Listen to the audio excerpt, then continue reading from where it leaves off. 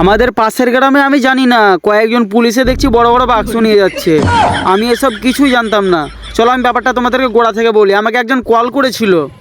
আমাদের মাঠের দিকে অনেকগুলি বম আছে, তুমি তাড়াতাড়ি ভিডিও করার জন্য আসো, সবাই তোমার জন্য অপেক্ষা করছে। তারপরে তো তার কল পেয়ে একদম তাড়াহুড়া করে একদম শুরু করে দিলাম আমি সেই জায়গায় যাওয়ার উদ্দেশ্যে একটা বন্ধুকে সাথে নিয়ে। তো সেই জায়গাতে গিয়ে আমি তো পুরাই অবাক, বুঝতে পারছো, একদম সেই স্পিডে চলে গেছি সেই জায়গায়। তো ফাইনালি সেই জায়গায় এসে একদম উপস্থিত হয়ে গেছি। তো বাচ্চা কাচ্চারাকে দেখো।